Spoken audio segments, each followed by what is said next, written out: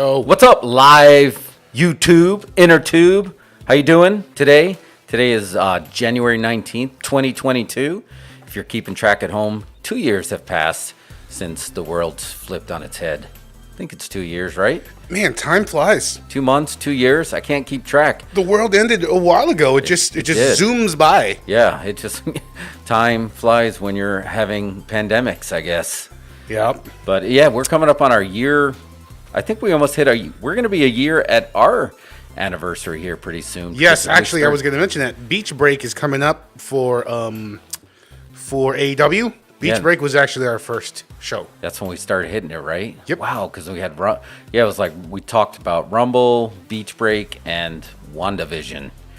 And it's just WandaVision feels like a lifetime ago now. It really does. There's been a lot. Remember how people were so into that show?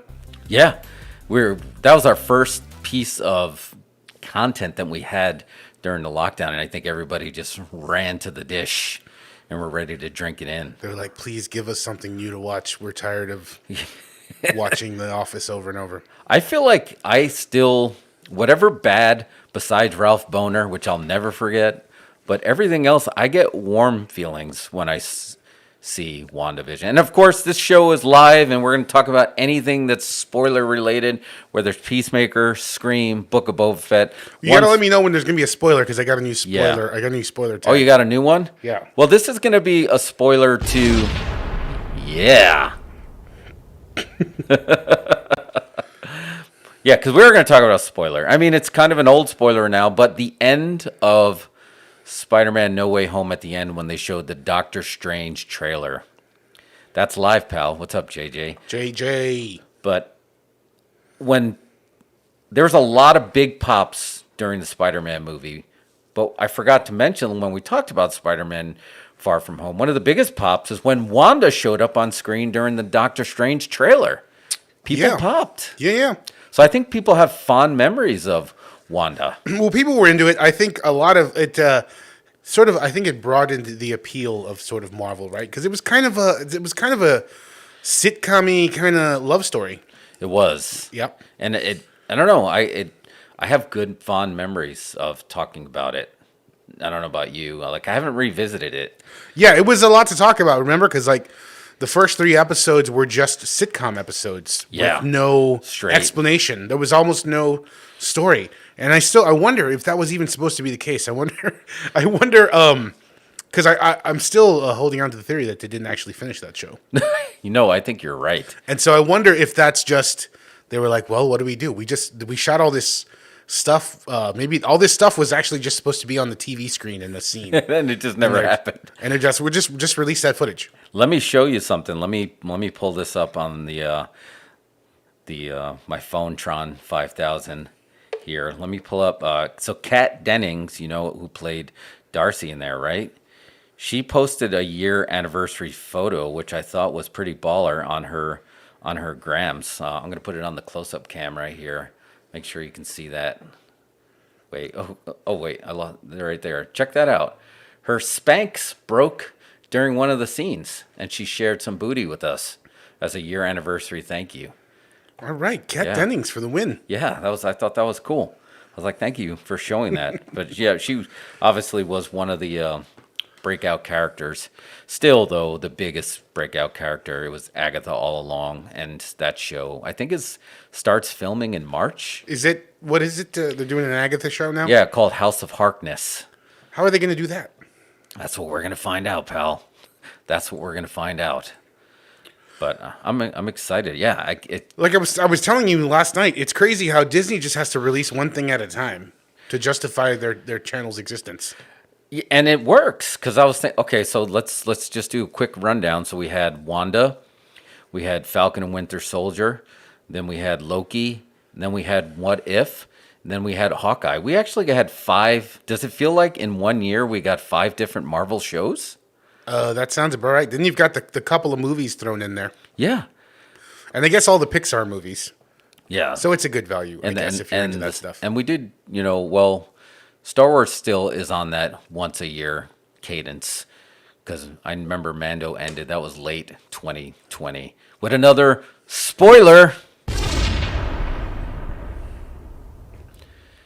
when I remember watching at 4 a.m. and like, holy shit, is that Luke Skywalker? So yeah, it's a busy year. So we're going to be talking about some shows today. I'm going to take a swig from not our sponsor yet here. I'll put it on the Zuma cam right here. That is the new Mountain Dew Hotness Spark. Hey, can you move that candle? I just had it in there to set the shot. Oh, okay. So it's supposed to be in the shot. I thought I was supposed to be using it as a marker. Oh, okay. You know what? I'm going to use the plate as the marker, right? So that'll be right there. Cool bottle. So, it's not bad. The Mountain Dew Spark. Yeah, so I'm going to give it a test right now.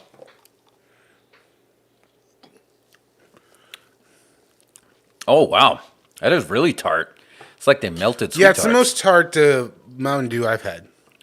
So you got to be ready for that one. I'm a mark for Mountain Dew. I love Mountain Dew, all flavors. Did I tell you when I was driving over the holidays, I had gingerbread flavored Mountain Dew? Really? Gingerbread? I found Where was that? It was like in Pennsylvania, I think. I was like in some random Midwest state driving back to Texas. Yeah, and it was gingerbread Mountain Dew. I was like, oh, this is going to be terrible. And then I tried it. I was like, it's not really terrible. It was. I actually had it in the same week that I had the eggnog beer.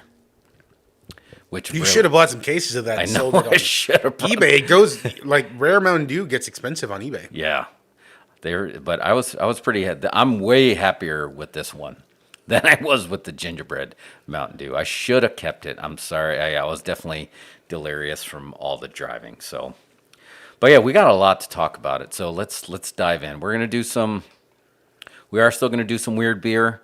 We're gonna talk about some Peacemaker. We're gonna talk about Scream 5. We're gonna talk about the book Boba Fett, and we're gonna talk about that. In the future, people are gonna be like, remember that time WWE trademarked a name for a wrestler and it was actually named after a Nazi officer? Bad move. Okay, so Yeah. what's going? Look, when I heard about this, it just reminded me of that one time when we were doing B2B marketing a while back, and somebody accidentally made a shirt with a Nazi symbol on it. It's like, I mean, you just think you can just Google anything and you can find anything. It's like, correct. You can find anything, including, does this look like a swastika? Yeah. Is this the name of a Nazi officer? If the answer is yes, do not trademark or use. So, It's probably somebody probably was just Googling weird German names and somehow that came up and they just use this. Maybe somebody was using that as their avatar on some sort of like message board and they didn't really even look at the post, and they was like, oh, let's use this name. Yeah, so it was Gunther Stark, if you're keeping track at home. They got rid of the name Walter, which everybody, I remember Chris Jericho was making fun of it, so I'm assuming Vince McMahon hated it too, that his name was just Walter, which is his name. It's not like they made it up, but he just went as Walter.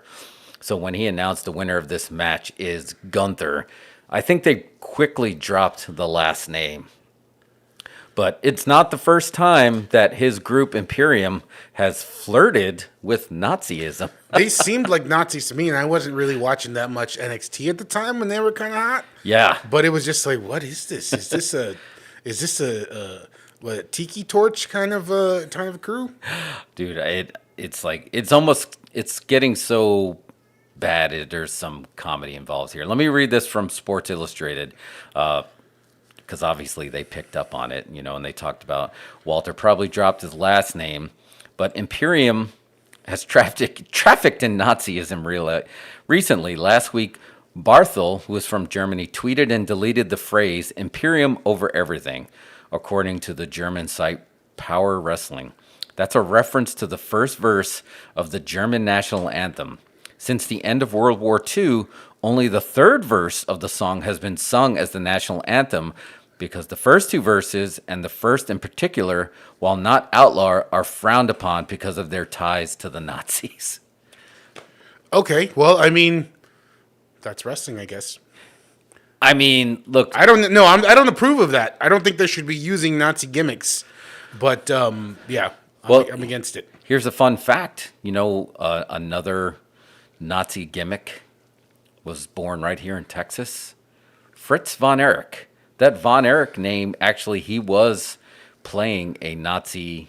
I think he was a Nazi sympathizer. So you think those Von Erich boys actually, their name came from somewhat of a Nazi gimmick.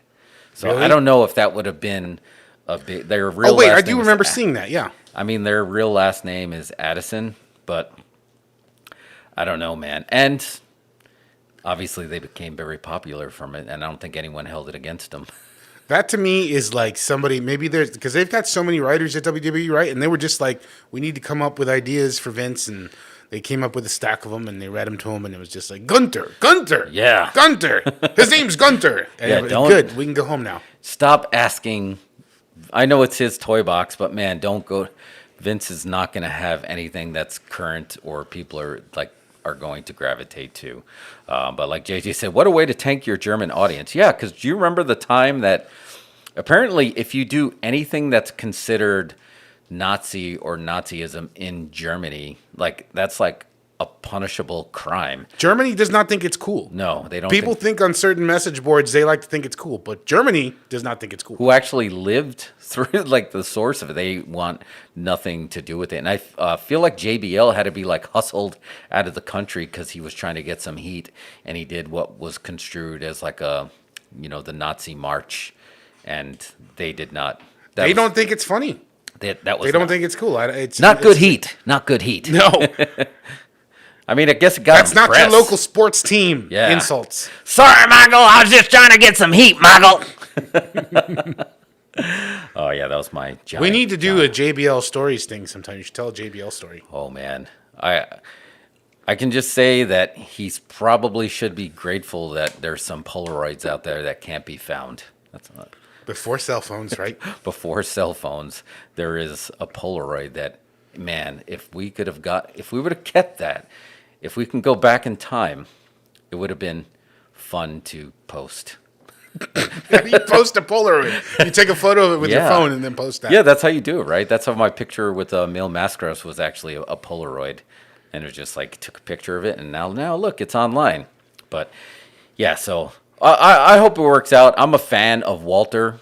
I am very excited to hear Jim Cornette's take on this because he wasn't a fan of the Walter name, but he's a huge fan of the Walter as a wrestler, as a performer. I mean, this guy's a beast, and everything about him, he just screams that he's legitimate.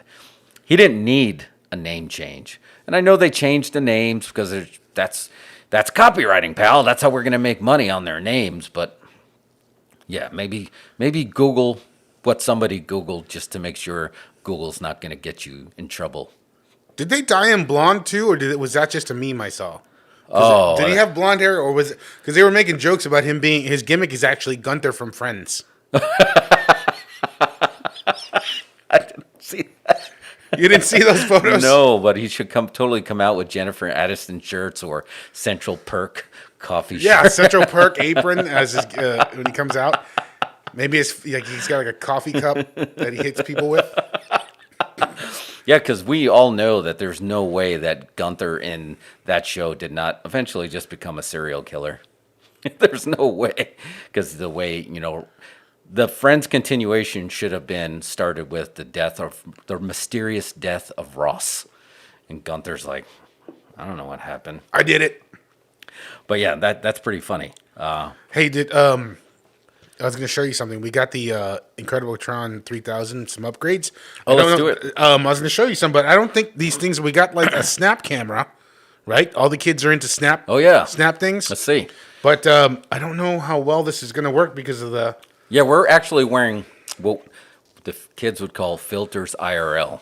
Right, we just have. This is how you did filters back in the '90s. Filter. You just actually put the hood on, and there's our lucha filter. But you know how the kids are all with the snap filters. Let's try it because I think last week one of the filters. Yeah. So El Santo actually gets that filter right there. That looks because great. it won't grab my face, but it grabs El Santo's face. Why?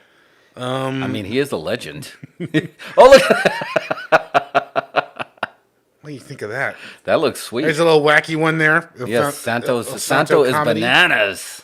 El Santo comedy. Look, deal with it, bro. Yeah, deal with it. Deal with these filters. But it won't. Let's see if it grabs onto your face. Let's try. Nope, it can't get No. you.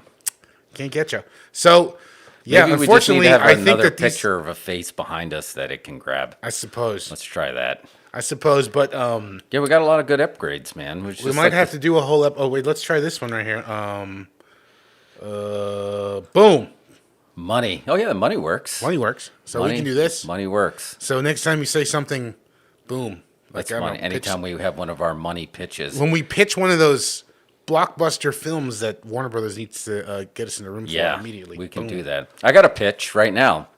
Let's see, dude. Make that money. Show me the money. YouTube algorithm. Show me the money. Like get your head out of your algorithm ass. How about that? Look at the studio. Look at the production value. Look at the thumbnails. Oh, yeah, we can't put you in that main wave. I know you're listening because you listen to everything. You're listening through my freaking phone, through the laptop. Get your head out of your ass. We got a production value here. We got thumbnails. We're doing everything you want. We're not using F-bombs. Get your head out of your ass and start pushing us into the major waves, because we'll start with Scream, but that thumbnail that you put for our Scream preview was fantastic. David, David Arquette, he's a fan of both of our passions, horror movies, pro wrestling, and he's in both of it. He almost died in the ring. He took a light tube right to his freaking He was throat. almost killed by Nick Cage, right? Yeah, he was killed by somebody who actually died in a death match. That's how desperate he was. Legit. Yeah, so don't tell me it's fake. Yeah, don't tell me it's. And the look on his face on that documentary when he got the freaking light tube stuck in his throat, and they both froze. Like, wait a minute, did I just accidentally cut your jugular? And he did that. He did that thing where something went wrong. You like real fast. You try to fix it. Yeah, you know what I mean. No, he panicked. Pulled the light fixture out of his throat. Oh no! Get out! No, it's already sliced your jugular. Yeah, it was too late, and he panicked. But that was unreal, and I feel like Dark Side of the Ring gave both of them like a new lease on life. A lot of people, but it also canceled some people, so I guess it evens out. Yeah, I guess it is balanced. I like money though. Yeah, that's a good shout out to our Idiocracy quote right there. I can't believe you like money too. That's Over the Woods and Three the River. I check out his page. He wanders through the woods and films it. Oh, really? Pretty much. Oh yeah, I'm gonna have to check that out. We'll put it over on the show. Yeah, well, actually, have you ever gone through those? What's the name of the woods? I believe is it in Japan? It's like Suicide Forest or something. The ones that Logan Paul filmed and made a big stink of. Yeah. Well, apparently either he has a death wish or he knows something we don't know. But he actually is about to sign a $50 million fight with Mike Tyson. Whether you like it or don't like it, apparently the Paul brothers are professional boxing now. And you say professional boxing like you say professional wrestling? Are you talking the same thing now? I mean, it's very. Look, I wouldn't want to get punched by those guys. They clearly know how to punch, but did Money Mayweather actually pick him up or not? I don't know. And will Tyson do the job?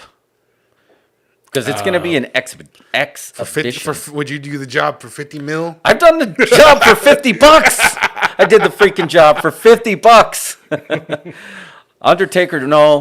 Undertaker, that job was $250. But I've done the job for free. People like, this guy's going to be the next big thing, and now he's probably cleaning a pool somewhere. So, yeah, dirty work by Steely Dan. We do live edits here, but yeah, I totally would do it for $50 million. And look, those guys, I wouldn't want to, like, would you want to fight them? They clearly can hit. There's no doubt about that. They hit hard enough that, have you ever watched any of those Tough Man contests or the Golden Gloves where they just throw freaking haymakers, just throw bombs? Oh man, it's like the sloppiest boxing you've ever seen. But if you got hit with them, it literally would be like in a movie where you take down a pillar. Sloppy boxing. Hashtag sloppy boxing. I think Vice, call us. We got all kinds of ideas. Sloppy boxing on Vice TV. Oh, that's awesome. All right, let's jump back to, you want to talk about Scream? All right, we'll talk about Scream. Let's get rid of the money. Well, you should keep the money because it made a huge amount of money. It actually made more than Scream 4. Boom! Look, right? Graphics. No, that's not just Ghostface. Ghostface is back. Yeah. Scream. It did make a lot of money. People seem to really like that movie. They did. What did you think? Well, we're going to tack this on to our extended podcast that actually goes through all 4 of the Scream ones, but we're going to take this 5 and we'll tack it on. We actually did a show with Brendan that's going to be dropping, I think, Friday on your favorite pod platform. But you need to subscribe. And remember, this is a spoiler. Boom. Yeah, it's going to be. So if you haven't seen the movie, just turn it off. Yeah, and don't Google Scream in YouTube because holy shit.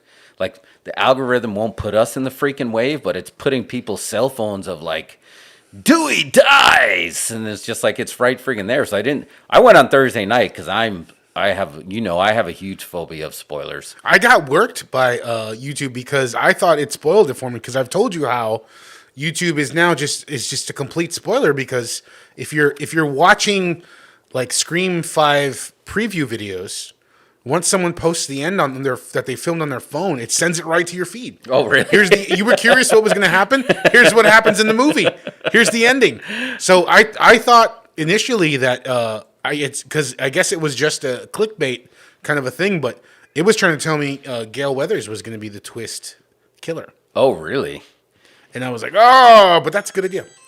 Oh, sorry. Someone's at my door 30 miles north. Ignore that. Come on, pal. Turn off your phone. We talked about this too. There was another twist. And we're going to, again, we're still in spoiler territory, but everybody was saying that Stu was going to be the killer. Because he was Stu was the original killer. Yeah. I guess remember we were talking with Brendan about the original Scream pitch and how Kevin Williamson turned in 3 ideas for 3 movies. It was a trilogy, planned trilogy. Yes. And in the third one, it was going to be Stu coming back, right? And yeah, his death.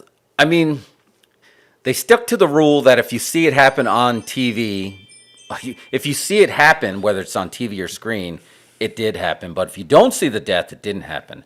We saw him die, but it was always very questionable.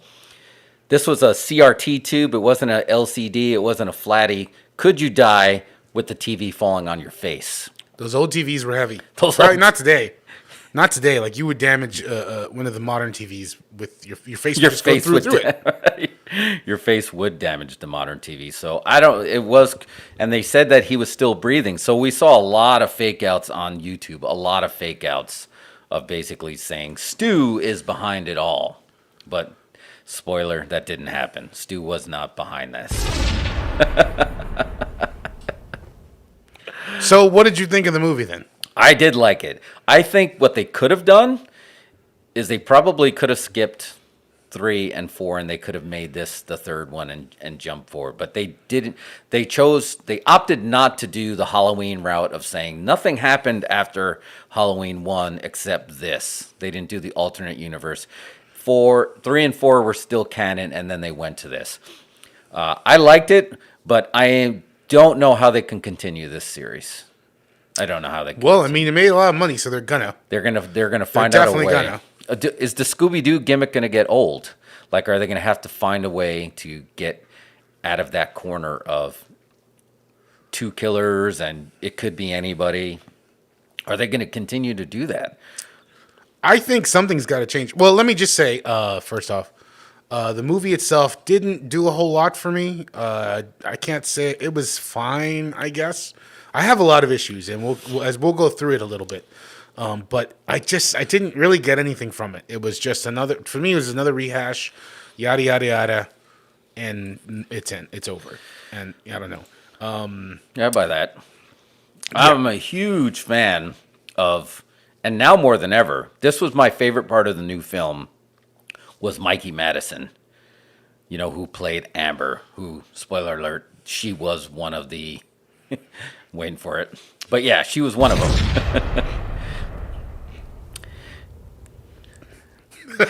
Sorry. We spent a lot of money on this stuff, so we got to use it, but she was awesome, and I just literally did the same thing that Brad Pitt did to her in Once Upon a Time in Hollywood. I remember your little white face. That's the first thing I did when I saw her. And did you notice tons of Easter eggs in here, but it was great. They had 2 Once Upon a Time in Hollywood Easter eggs. I didn't get those. What were they? She got set on fire, and that's how she died in Scream. She's the one that got blowtorched in the pool at Once Upon a Time in Hollywood. No, I got that. And then, remember, she did the same thing when she jumped up with the knife and she went through the window in Once Upon a Time in Hollywood. She did the same thing in this. She freaking popped up with the knife again after she was set on fire. So is this a 4th level meta kind of thing? Because, like, here's the thing. When she pops up as a suspect, she's obviously a suspect, and you're just like in your brain, wait, she was the one that was going to kill Sharon Tate, and she got torched by Leonardo DiCaprio. You know? How is she not the killer? That's what you need to prove to me now, movie. That's obviously the killer. Yeah, she definitely had that. She has that very exotic look, and she has a special look that you knew that she's not a throwaway character. She's going to be in something. I remember your little white face. That was just great. So that was a little bit suspect. Did you suspect the other killer though? Yeah, kinda. You did? I mean, yeah. I mean, who else was it gonna be? Like, I felt like those were clearly the 2 most obvious suspects. The only thing I didn't expect was that they'd be working together. Yeah. Yeah, that was a little bit of a stretch, right? It's like, hey, we met online and we're both disgruntled fans of the Stab franchise, so we're gonna make. Like, they didn't like the way the sequels went, so they made a sequel IRL, and then they were going to do that. And they met, like, on a message board. So he went out of his way to go, like, hook up with Billy Loomis's mysterious unknown daughter. And then, like, I was like, I'm going to get this job in a bowling alley, and I'm going to bang Billy Loomis's daughter. And then they were going to so that was a little bit of, like, okay, now you're really going to having to put a lot of pieces together to keep that going. What did you think of de-aged Skeet Ulrich visions as a plot device? Did you expect them to turn Billy Loomis quasi babyface? No. That came out of nowhere for me. Yeah. And I can't remember in what order it was in the movie, whether we saw him first or she explained it first. But no, we saw him first before it was explained that she was the daughter. Anyway, she goes into this really long 5-minute explanation of how they are, requeling the movie. Yeah. I'm Billy Loomis's daughter. And it's just like, when she's reading it the whole time, I'm just like, what? I mean, I get it, but it just seems like like the movie paused for 5 minutes to explain to you how the movie was going to be. Yeah. You know what I mean? And it didn't really, it wasn't like revealed to us organically. It was just like, hey audience, just so you know, here's what the movie is. I'm Billy Loomis's daughter. You know what I mean? Yeah, no, and that's why I don't know if they're going to be able to keep the Scooby-Doo gimmick going. Because if you did another one, how are you going to... You're going to have to keep getting into so much dialogue and so much exposition and explaining it that you're going to need a freaking, like you said in Matrix Resurrection, you're going to need a freaking highlighter and, to keep up. And that's not ever really good. Like, I like it, getting your gray matter. That's totally fine. But you can't, it felt like this was fine. I was okay with it. I didn't walk out disappointed, but I don't know how they can continue, but they're going to find a way because there's more. And we stayed for the live Q&A on the premiere, and Kevin Williamson says, like, I want way more screams. I want way more Scream. I'll take those Scream checks. So why they're not? Getting them. I don't even have to show up for work. Just send them. Just get that mailbox money. But like, here's the thing. Like, there was a lot that just kind of. I feel like this was another instance of a movie written by a computer program.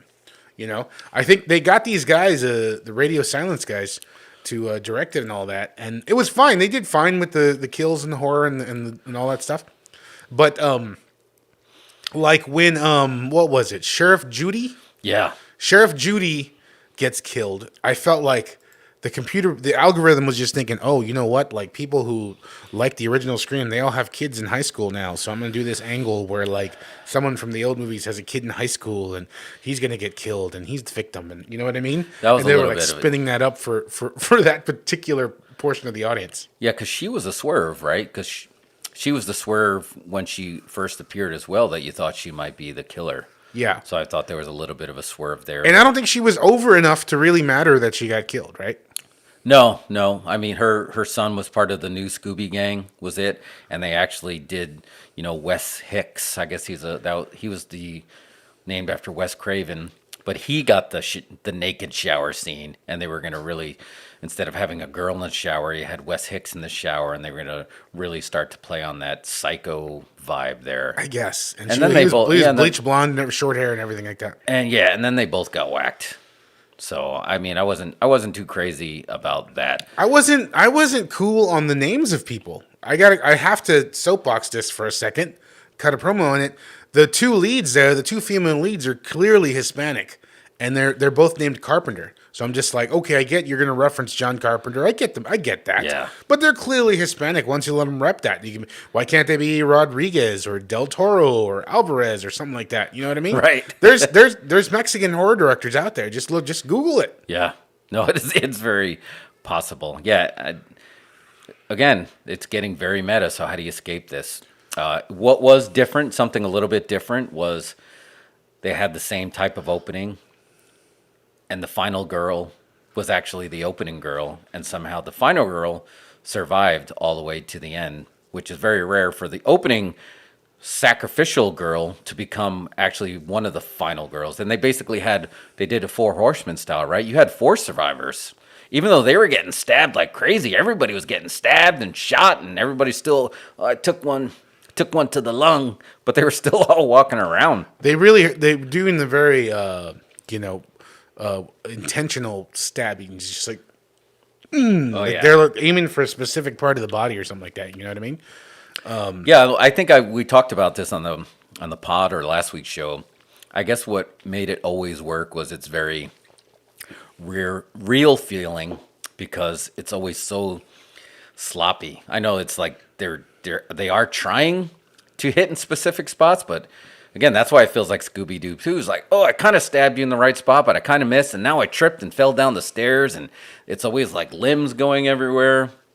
So in a way that made it feel real, because we know those real fights don't look as cool as fake fights. So what did you think about their reasoning for doing the kills? I felt like it was a retread, because wasn't that the reason in 4?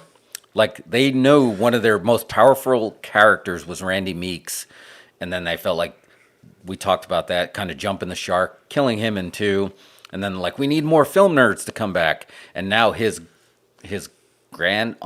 nephew and niece are in that, and I feel like it felt like a retread. Like, I feel like was the reason in 4 she was doing it to become infamous, and these guys were doing it to become infamous while trying to redo their favorite film series and actually give it a good sequel. Yeah, I think part 1 was revenge, part 2 was revenge. Revenge! Now we're cooking, huh? Part 3 was, I don't know what part 3 was revenge. Yep. Part 4 was fame. She wanted fame. She wanted, basically, that was the one that had the social media angle. So it was like, I want to be famous on the internet, so I'm going to pretend all these people killed me.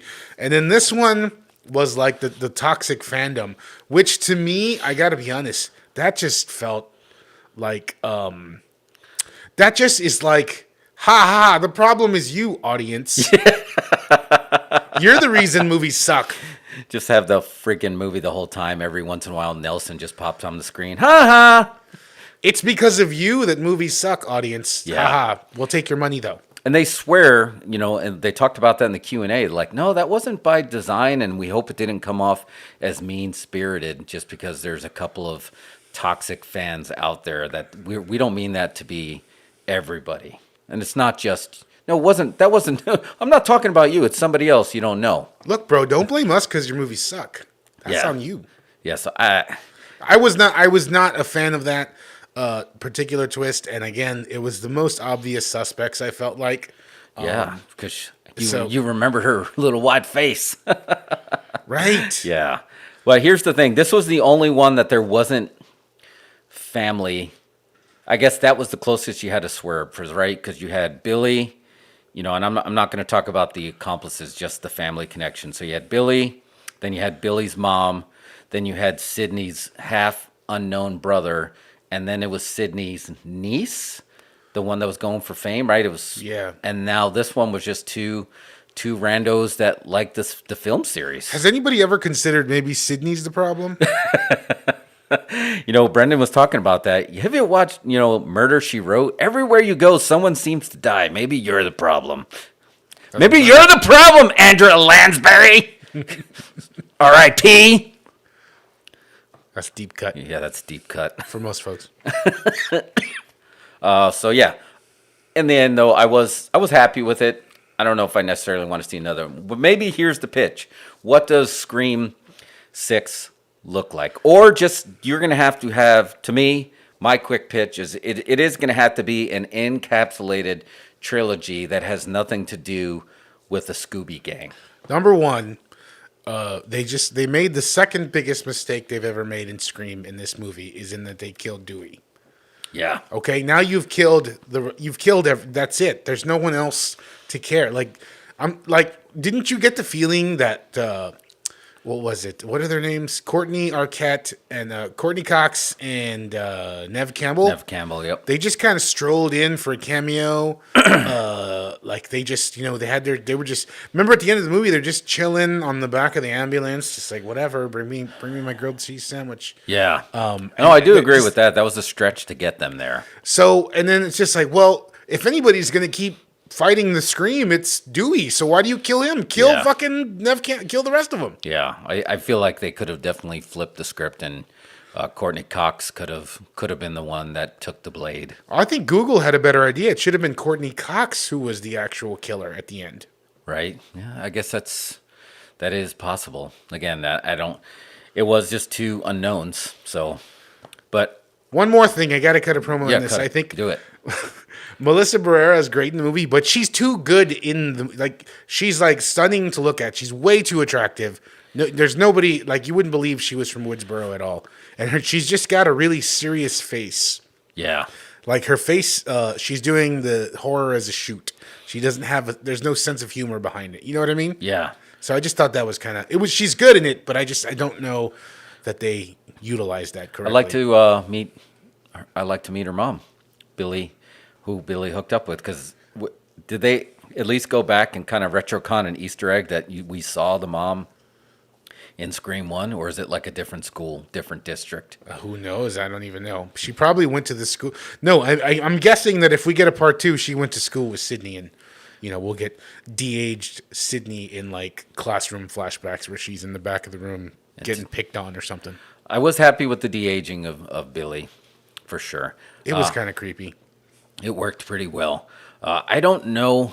I really think the next one, I guess they're going to continue to go meta because that's the gimmick. Maybe it's a whole movie of just if you make this movie, I'm going to freaking kill you. Nobody wants to see it. And then every time somebody tries to write a new Scream sequel script, they get murdered. Because there's no, don't make this sequel. No, here's my pitch. Something about the new Scream, yada, yada, yada, and someone leaks the ending, so someone goes to kill a bunch of YouTubers. That's why we wear masks. That's right. Yeah, we don't want the ghost face coming for us. But I think they need to do something like that. I think you're right. The nostalgic one, it feels like Dewey was the most organic connection to Randy Meeks to keep it. I know, we watched Sydney become the damsel in distress to the actual, of course, I'm Sydney Prescott. I got a gun. She can take care of herself. She would almost have to become the Obi-Wan and just distance herself from the whole Ghostface. She's never in danger, but maybe she's trying to help the people in danger. That's fine. She can pull that off, but I think if I'm booking this, I think Courtney Cox is more disposable than David Arquette. So 100%. She should have gotten her kill. I think I would rebook that. Let her kill it, and then Dewey forever is tortured because he couldn't protect her. Yada yada, something like that. It's not. Yeah. It's just I think they really I think killing Dewey was a waste. That was a big mistake. It's because he was already. You saw he was tormented. He was tortured. He was forced to retire. He couldn't handle it in New York, so he ran there because he thought that maybe she was too much for him. And she could have proved her love for him by taking the blade for him. And like you said, and then that would have been tormented. That would have been good. Because now you reversed it. Like, I'm supposed to protect you, and now you jumped in front of the bullet to protect me. And then she'd be like, I know you always thought you weren't good enough for me, but that's how I prove that you are good enough for me, that I'm willing to take a bullet from you. And then she died. She dies a hero. That's why you shouldn't have algorithms write your movie. Yes. Yes, especially you, YouTube algorithm. Don't make me cut a promo on you. But yeah. What do we want to do next? I think that's a good scream chat. Do you want to grab a beer? Do we want to jump right into the funniest show so far of 2022? Or do you want to grab a beer first? Well, let's do you want to do beer and snack time? Let's do Peacemaker, then we'll do beer and snack time. All right, Peacemaker. All right, so Peacemaker is the funniest show of the year, and I know we're only 3 weeks into this year, but I stand by that. I stand by that. What did you think? Oh, I forgot it was on, and then I watched it, and then I could not take my eyes off of it, and then just tore through those first 3 episodes. I enjoyed it. I thought it was really good. I don't know. Like, I kind of need a rewatch. I was a little thrown by the tone. You know what I mean? Like, it was a lot of funny parts, and I don't know. It was just different than I expected. Had a different vibe than the Suicide Squad, I thought. Yeah, because you're right.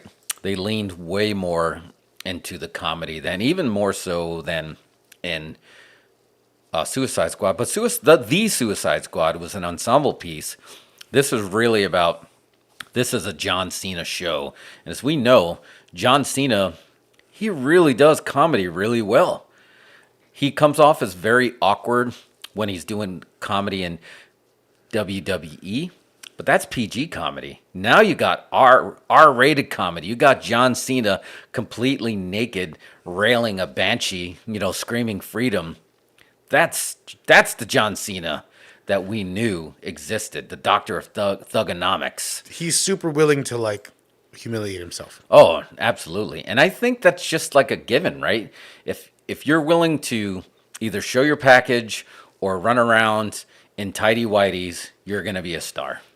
I don't feel like guys have ever done full frontal on film and haven't become stars from it. Is that true? I mean, it's got to be true. Kevin Bacon did it. Who's the guy who played Magneto, the young Magneto? What is? We can't edit this out because we're live. I can't remember his name. Yeah, I know you're talking about though. Yeah, he did. He's fine. Arnold in the first Terminator. Yeah, another one. Jason Segel in Forgetting Sarah Marshall, and he did his Flaccid. And he's a huge star. Yeah, and he's a big star. So John Cena just about took it there, and this show was great. This captured the vibe, so if you did not see the Suicide Squad, I think this is going to make you go back and watch the Suicide Squad.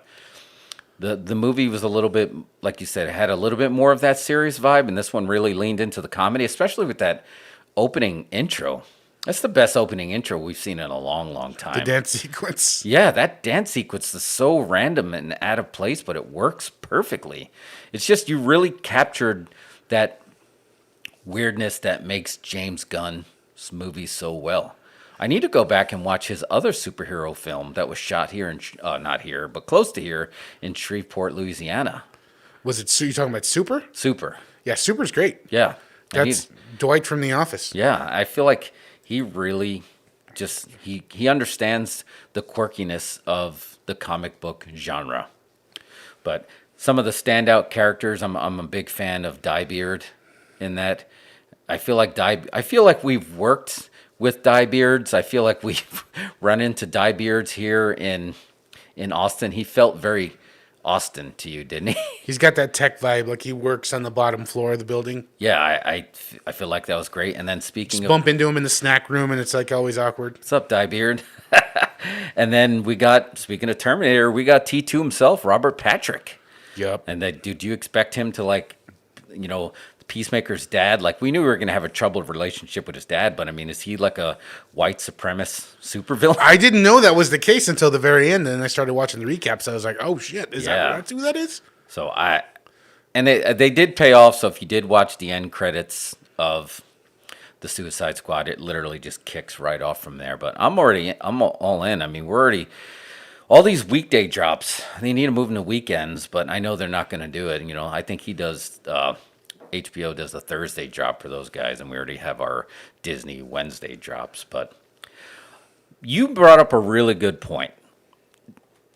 James Gunn, he knows how to book wrestlers. He's the director, but we're calling him a booker because it is safe to say that Dave Bautista in the first Guardians of the Galaxy and then every movie after that stole the show, or he stole most of the scenes he was in. And now you have John Cena doing the same thing because he stole a lot of the scenes he was in the Suicide Squad. Yeah, and like his main skill there is doing comedy with wrestlers. Mm-hmm. You know, because I feel like if you're a pro wrestler, you're probably going to nail the action stuff fairly easily. Right. But like he brings out the comedy in them, which is interesting. He does, and he extracts it, and it comes off as so organic. Where in the wrestling ring, it's hard to come off organic in WWE. And when it does, the people who get ahead in WWE, and I say that because that's basically John Cena, Batista, The Rock, those guys, they've only been in WWE. And those guys, when they were organic, which was the Doctor of Thugonomics, Batista just being Batista, and then when The Rock became that version of himself, they propelled. They were not hamstrung by being overproduced. And what they would do is The Rock would just take the producer under his wing. It's like, this is who I am. And I feel like James Gunn found that he found that shorthand with Batista and John Cena. Because Batista, if I remember correctly, when James Gunn got quasi-canceled because of Twitter and some tweets that he did, Batista was the first one that signed that letter that says, we're not doing another one without James Gunn. Batista was ready to walk. Yeah, I think he was the one that led the charge on that. So he knows how to take care of himself. And the music, James Gunn knows music. He's got a good record collection, I bet. Yeah, we need to do a top 5 directors that know how to pick the right music for their films. He would be in the top 5. Yeah, probably. All right. Him and Quentin Tarantino, they just know how to make songs that you may not have heard great, or songs that you have heard, and then they make them even better. But what are your thoughts on James Gunn maybe booking more wrestlers, or maybe he just takes over WWE? Don't give it to Nick Khan. Give it to James Gunn. Give WWE to James Gunn. Yeah. What a great idea. Let's start that campaign. Start the money. Bring the money. Get that money graphic, because right now that's the pitch. James Gunn, you take over WWE. James Gunn books WWE going forward. Yeah, that's a great idea. Yeah, I don't see why not, because he finds what works for these guys, and it just feels very And the thing about it that you notice in Peacemaker, the jokes happen so fast, and it's happening so fast. It's hard to really keep up with how many that you got. That you actually have to go back and rewatch it. While it's still very aggressive, it's like, oh, look, I think a pizza exploded. Like, that's somebody's face. So, I mean, obviously, that's hard R. It's like, looks like a pizza slice, but it's actually a face. Yeah. But the jokes, they happen so fast. But it does not give up anything to be funny. Like, it doesn't say, well, we're going to be funny, so we can't be as aggressive, or we can't be it's uber violent, and it's uber funny at the same time. Yeah, I think some of the jokes come so fast. That's why I think it requires a second viewing. I think you have to adjust to the pace of that stuff. You know what I mean? It's got a unique feel. It definitely feels like James Gunn, but it's James Gunn because we're so used to him doing huge blockbusters now. This is like dressed down James Gunn. You know what I mean? Mm-hmm. This feels a little more like his indie stuff. It's got I think if you watch Super, aside from the weird religious commentary, this feels pretty close. And he directed, I believe he directed the first 3 episodes for sure. And he has more. He wrote the whole show, I believe. So there's going to be 8 episodes, and he's going to direct 2 more. He's going to direct episode 6, and then he's going to direct the finale as well. But yeah, he's actually listed. Oh yeah, he wrote the entire show. So I'm sure you're going to feel there's no way somebody's going to come in and all of a sudden change the flavor. And we'll get into this when we talk about Book of Boba Fett, which had a great episode today. So if you haven't, we're going to do that after snack time. But you really noticed that Robert Rodriguez directed 3 episodes, and then we had a new director from 4, and you felt a different flavor. I don't think you're going to feel that change of pace with Peacemaker. I think it's going to feel James Gunn all the way through. I hope so.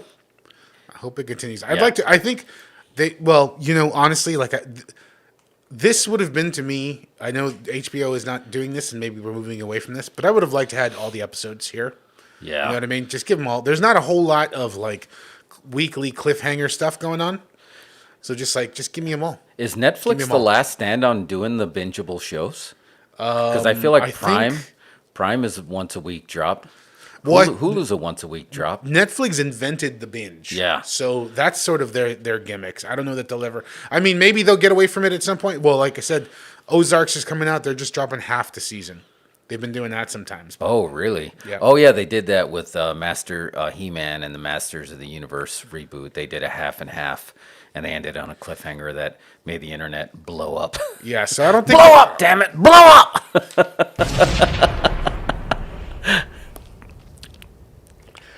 But, I mean, I guess it works. HBO was the channel to go to for the best television shows before. Now, of course, you have television shows that are better than film. You get cinematic experiences at home, but you didn't used to get that before unless it was through HBO. And I feel like they're trying to get back to that. You know, you got a new season of Westworld dropping. They're going to try to fix the Game of Thrones backlash by having a prequel, and hopefully they deliver on that. And then you got Peacemaker. I mean, they're making a legitimate run that I didn't think they were going to make. And I don't know if the pandemic helped them by having the day and date drop of all those blockbuster films at the same time too. But I feel like they're in the running. I feel like I watch more stuff on HBO Max. I think I may keep saying HBO Go. HBO Max than I do on Prime or Hulu. I think HBO Max was their own enemy at the beginning because they sort of confused everyone with their naming system. Yeah. Like HBO Max, HBO Go, nobody knew. Even to this day, my mom is like, I'll tell her to watch something on HBO. It's like, I have HBO Max. Is it on that? It's like, well, yes, that's also HBO. That rebranding. I mean, I'm okay with the purple, but yeah, the merging, because everybody knew they owned Skinamax too. I think if I'm HBO, if I'm in the big chair at HBO and whatever, I would, and I think they're owned by Warner. I think eventually maybe it's just going to become Warner Brothers Plus. Oh yeah, why didn't they do that? Because Warner Brothers got a lot of stuff. Well, I subscribed to DC Universe, where literally it was all the DC content, and that was a lot more clear. And then that kind of dissolved into the HBO Max platform. But it's not that clear. You actually have to dig for it a little bit. Where when you log into Disney, it's very clear right there at the top. We own Pixar. We own Marvel. We own Star Wars. Here's the portal. So it's like a sub-streaming service inside that main one. I was looking for that DC portal, and I think it's there. But it's like way at the bottom of the page. You got to dig around a little bit. Well, HBO, I think their UI is still under development. Yeah. It took Netflix a while to get a good one. Yeah, that's very true. But I don't know. Is there anything else? Oh, before we finish on Peacemaker, what did you think about Eagly? I wasn't sure if I was going to actually like Eagly, because it's just like, all right, so maybe this is going to be the corny portion of it, a CGI eagle. But I think he's great too. It works good. Wait, I mean, isn't James Gunn the master of adding a CGI animal? Yeah, he must. It works so well when he's like, "Hey, is he friendly?" He's like, "Yeah, sure." And she goes to pet him and he bites. I thought you said he's friendly. Well, he's friendly to me. That was such a Peter Sellers joke. Remember the "Does your dog bite?" No, and the dog bites. It's like, I thought you said your dog doesn't bite. It's like, that's not my dog. It's like, oh my God, he threw in a Peter Sellers joke in there. It was like classic. But I liked Eagly. I thought it was great with the random dropping of the possum. Like, yeah, I approve of this explosion by putting a possum there. But I thought it worked really well. And he's a great part of the opening dance intro as well. So double thumbs up, triple thumbs up. If you have not watched Peacemaker, watch it. Fantastic soundtrack. John Cena's on point. The casting is great. If you like, this is like I'm a bigger fan of. I liked in this order. I like the animated The Tick from the '90s. Then I like The Tick that Prime dropped. I thought that was even better. Then I would put the Patrick Warburton Tick that they did on there. This is like R-rated The Tick. I don't know if you watched any of the Ticks. I remember the original Tick cartoon, and I didn't watch the Prime one. Prime one was great, and it actually got a season 2, and I was shocked. I was like, oh my God, they actually gave it a season 2. I didn't think they were going to, and then they canceled it. And I was like, okay, that kind of lines up, because it had all the original writers that were actually in there, and I was like, damn, man, that was really good. Oh, sorry, I was quality checking the stream. It's working fine. Yeah, it sounds really good. But yeah, definitely check it. This is definitely R-rated The Tick. So definitely check out Peacemaker. But we'll see how many episodes are left or coming out. So we got the 3 drop, and they're actually going to be doing 8. So we still got five whoppers that are coming up. So February 17th is going to be the finale. So it doesn't look. We're not going to get a break. We're gonna get right into it, and I'm here for it, man. I'm all for it. All right, let's do. You want to grab a beer? Real quick, tell folks that they should subscribe. We'll cut that promo. Oh yeah, don't forget. Because of this freaking algorithm likes to be a little bitch. Don't forget to like, subscribe, and share. That's right, algorithm. I call you a little bitch. Because I don't know why. You just don't like our thumbnails or what. So I don't know, man. Yeah. Let's write a letter to YouTube. Is it a break, or do I just grab a beer? No, let's just do a break real quick, and we'll grab the beers in the break. All right, BRB. Break, right, break.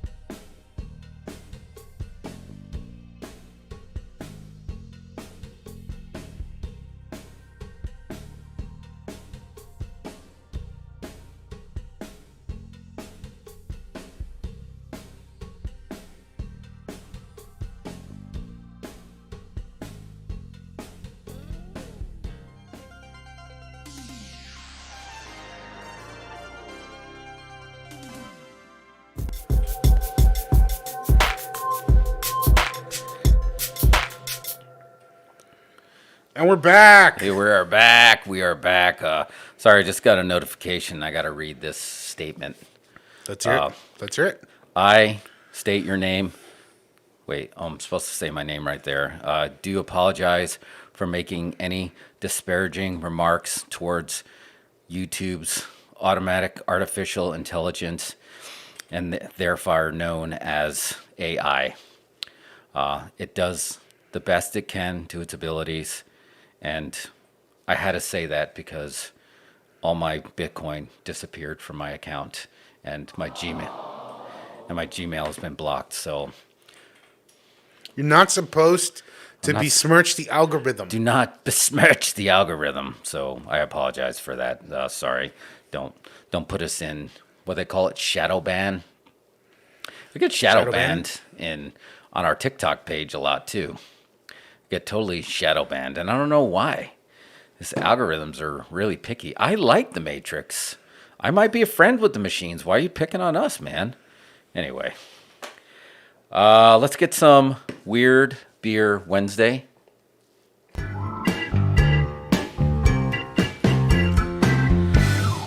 right, it is Weird Beer Wednesday, and we're gonna do some weird beer followed by weird snacks. But this first one, actually, I don't know if this would have been a really good Halloween one, but is this another one from Primo's collection? Yes, this is from Cousin Primo. All right, let me put it up here. Let me move the Mountain Dew. We never got that check. I thought they were going to cut a check pretty quick, but Primo.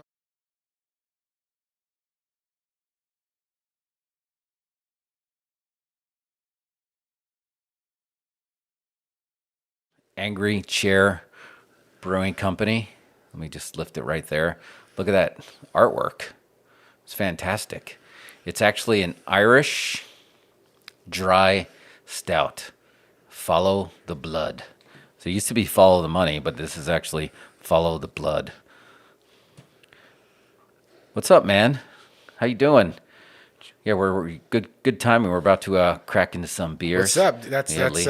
Buddy Lee's in there, yeah. So you made it just in time. Bro? We're gonna be drinking some Cannibal Corpse. Bring it back to it. We're gonna be pouring it into our friend Senor Pancho. Get a close up of him right there. If anyone's ever lived in Houston or Texas or any surrounding areas, you are very familiar with this man. And fun story: the snack that we're gonna be doing is related to Senor Pancho. But we'll get into that after we pop this can. Ready for that pop. Let's see if it changes the light.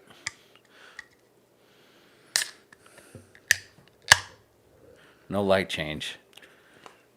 That's not necessarily a bad sign. Yeah, no, that's not.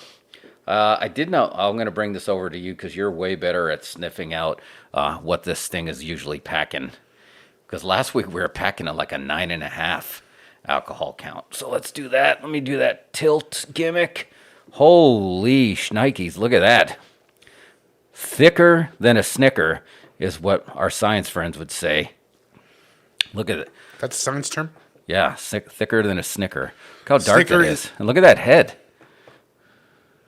There, I did rewatch Elvira on Shudder, and one of the best subtle jokes that you didn't get as a kid when she hit her head on the car.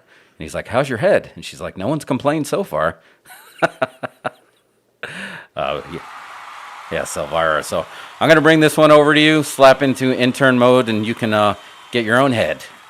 Gracias. Oh, you need a glass, too. You got a glass? I got, there's the other Poncho's glasses right here. Intern mode. Wait, where is it? Thank you.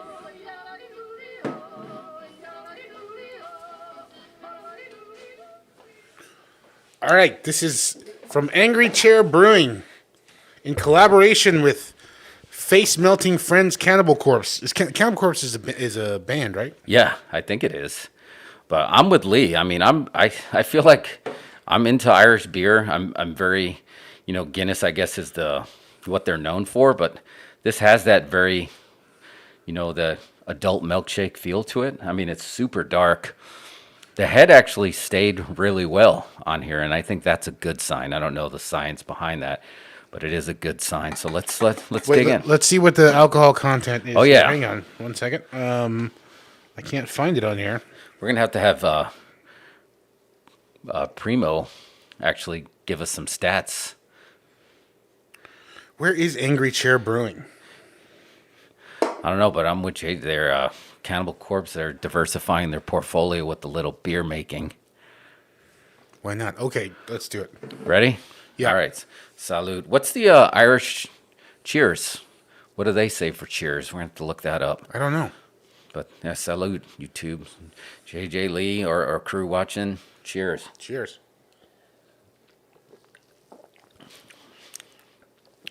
Yeah, that's thicker than a Snicker. That's really good, though. That's good. That's just like a good regular stout. There's like no weird flavors in it or anything. No. I'm definitely picking... Are you picking up the coffee beans? Yeah, there's definitely coffee beans in there. Yeah. Let's look up Angry Chair Brewing. Because... My only complaint is maybe since Mountain Dew didn't send us any money, I shouldn't have drank that Spark first. I should have cleansed my palate. Maybe we need to keep a little parsley here. Cleanse that palate. Let's see. Get you turbo hammered and poop black. Agreed. Where are we? I like when it tastes like what a bar floor looks like. Like I can imagine like licking a floor and be like, yeah, that's what it tastes like. And I mean that in a very complimentary way. Yeah, I think JJ's right. I mean, I think the Irish cheers is very similar to, football in Europe, a chant. It's very rare that there's a chant that's like 2 or 3 words. It's like, we're going to sing the lyrics of this song. I was trying to share the Angry Bear page. I saw it. I saw it there up there for a second. Did you see it up there? Yeah, I did see it. All right. Well, let's see where they're at. They're in. Let me pull it up.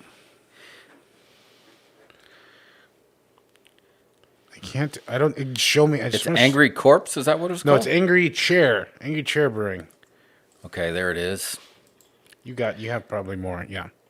Everybody has one. Work traffic. Angry Chair Brewing is about the realization that you had one too. Tampa. They're in Tampa, Florida. Oh, all right. So I'm telling you, Cousin Primo gets these from around the country. These aren't like grocery store beers.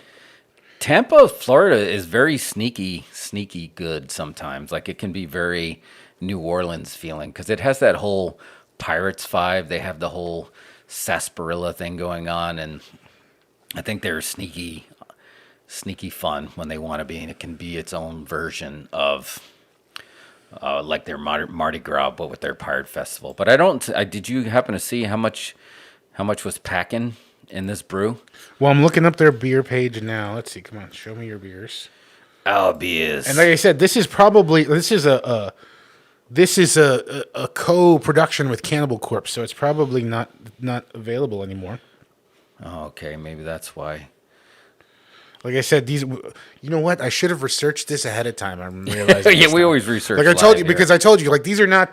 These are probably something that Primo traded to someone else from Florida. Beer oh yeah, and it's recent. Angry Chair Brewing has released the Follow the Blood. They're absolutely metal 5.4 ABV Irish dry stout collaboration with the death metal band Cannibal Corpse. So yeah, it's almost packing 6. Well, that was the oh yeah, this is the Follow the Blood. So it's at 6%. Which is that's so it's not as banging as hard as I thought it would be, but it still tastes good. I don't think most stouts are not that strong. They're pretty regular alcohol content unless they make them like extra strong. Lee would know. He's a stout expert. Oh, look, yeah. Steve, Slante. He said it right there. That's what. Oh, that's their cheers. Yeah, I agree. Jason says I met a kid in Tampa that said it's the best city to live in. Isn't that where Bruce Campbell wanted to live on Ash and Evil Dead? Yeah, that's exactly. I lived there 3 years. I went to school there. Rented a place with my brother right next to what's the name of the park there? Man, I'm blanking. Anyway, there you would hear the lions mating at night, and it was just like, oh. It was like right in it. It was lions mating. Yeah, you'd hear the lions mating because it was the. Now I got to look it up. Wait, that was in Florida? Yeah, like at a zoo or something. Yeah, it was. Let me see what the name of the Busch Gardens. Oh, that's like a big family zoo. Yeah, too. Busch Gardens, and they have all the animals there, and you hear the lions mating at night. And just coincidentally, you'd also see all the USF students partying at night. So it was a riot. But yeah, it was a sneaky fun town to live in for sure. So, but yeah, this is good beer. I would, like I said, I would drink this again. I'm more into the stouts and the sour beers. That's kind of more my jam. I know I'm not the hops. I'm not a hops guy. I think you're a hops guy, but I'm not getting any kind of hops blowback on No, this. it's not very hoppy. It's got, like I said, it's got the espresso beans or whatever flavor. Yeah, which I think, which is that's how beer connoisseurs talk. Is like it's whatever espresso beans or something. yeah, espresso beans. I think my two favorite ingredients on these dark stouts are anything that has like the cacao, those chocolate, any of the dark chocolate or the coffee beans. I feel like that really disables a lot of that punch in the mouth that you get. But fun fact at home, with the same thing that could be done with rum and coconut water.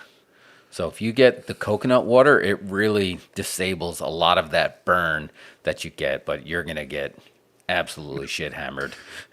Lee just said, I realized I'm 85% lion. So was that him mating? That wasn't Busch Gardens. That wasn't at Busch Gardens? We're going to see where he hangs out and just see if you can hear the lion call. But yeah, that's good stuff. But while we're still drinking the beers, let's jump in, and Senor Pancho still got his got his belly wet. Let's jump into these snacks. So HEB, our friends at HEB.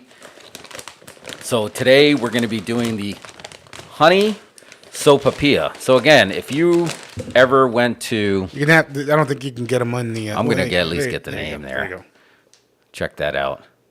So if you ever went to Poncho's and you know what I'm talking about when you raised the flag, you were pretty much, the war was done when you already started digging into the sopapillas. So I'm very excited to see what a honey sopapilla tortilla chips taste like. And we don't have any of the hot sauce. I don't think we'll get a pop on the... Oh, did you hear that? It was more of a whoosh. I heard the air escape. Yeah, so I'm going to move this. I'm going to pour some chips on the close-up plate. And then I'll bring you some chips. And then we'll dig into that. So we'll turn on that intern mode, and I'll bring these over to you. Do it.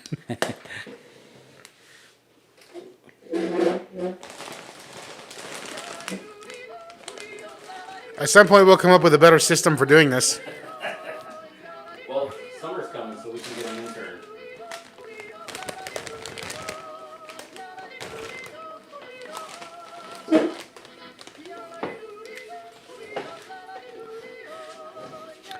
All right, can't have a beer without having some snacks with that. So I am excited. Our Follow the Blood Irish Stout is going to be the savory to the sweet that is these honey sopapilla chips. Correct me if I'm wrong out there, YouTube, but can honey be spoiled? Can it go bad? The rumor is the answer is no. I think I've heard that they've found honey that's like thousands of years old. Yeah, so I don't know if that's where, because isn't that where the mosquitoes hid and then Jurassic Park happened? Yeah, exactly. It was in a honey bubble. But yeah, somebody told me that honey can't go bad, but I feel like people have gotten sick from the honey at Poncho's that sat on the table for God knows how long.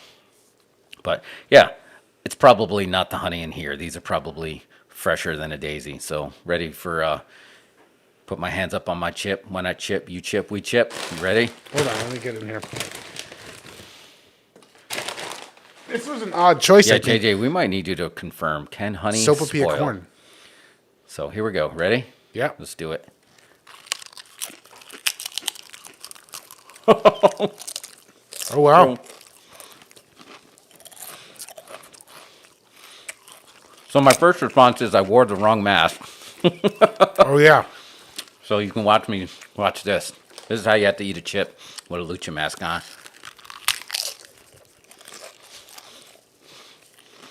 You got to kind of eat it and cram it all in there. That's pretty good.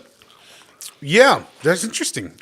I wonder, because I remember the last ones we tried from HEB were actually potato chips. Oh yeah, Corn chip is a bold choice. Yeah, that is good. All right, They're tasty. We got some confirmation. Okay, that was Amber, I think, in Jurassic Park, and we also got, while honey is certainly a superfood, it isn't supernatural. If you leave it out unsealed in a human environment, it will spoil. So the rumors were not true. It is not, because I swear I knew at least half a dozen people that like got sick on ponchos, and I'm like, it couldn't have been the food, right? It's like it probably was the honey. The honey probably went bad. The honey's been there since since they opened. Yeah, it sits in there, and those were giant things of honey too. Like maybe you should just get just a little bit at a time. So I'm giving. We haven't had a thumbs down beer in a while, right? This is a thumb. Obviously, the chips are a thumbs up. I don't know. I would be curious to try them with some hot sauce. Yeah, what kind of a dip goes with this? This would be really. I mean, you should rock out with your guac out with these chips for sure. Guacamole. Yeah, guac sure. would be really good. All right, so it does say JJ says as long as the lid stays on and no water is added to it, honey will not go bad. So yeah, I don't know, man. Something told me at the tables at the ponchos, the honey table, the honey containers were not airtight. But we'll find out when we make our road trip there and we visit. I would say the last ponchos is right up there with the last Blockbuster for me. Do they have a website? Ponchos? Yeah. I'm pretty sure they do. Like last time when we were looking up, I'd like to buy some. I'd like to buy some swag from there. Yeah, it's still there. Ponchos Mexican Buffet. Oh, that's the one in Dallas.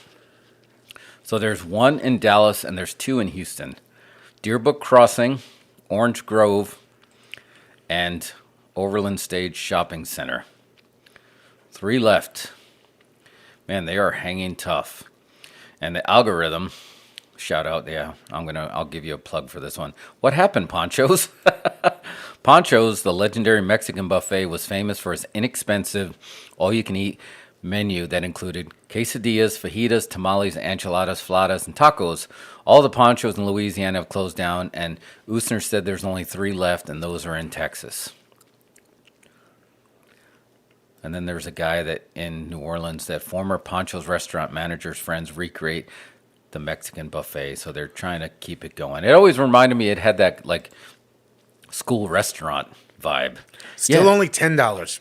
Yeah, that's all it was. Remember they would put those silver heated plates on your plate to put the enchiladas on? Oh yeah. I think we should go visit. $9.89 for lunch. So wow. What a deal. $10.99 for dinner. Well, he serves us well. I'm glad you kept the glasses. He serves us well. Thumbs up to Ponchos. Senor Poncho, as you can see, the close-up right there, it's a thumbs up. Thumbs up on that beer. Check it out. Thumbs up.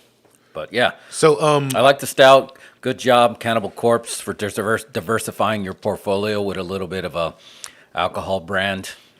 Get a swig. You're going to make some cash for that for sure. Thank you to Cousin Primo. Yeah, we got more Cousin Primo beers on deck. Yeah, we should just do a complete, like, just have him cut in on this segment. We can get some music. Because you said he's a big beer collector from all over the country. Some people trade Pokemon cards. He trades beers. Oh, look, Jason said he's into the unfiltered local honey. Buys from a beekeeper. Oh, really?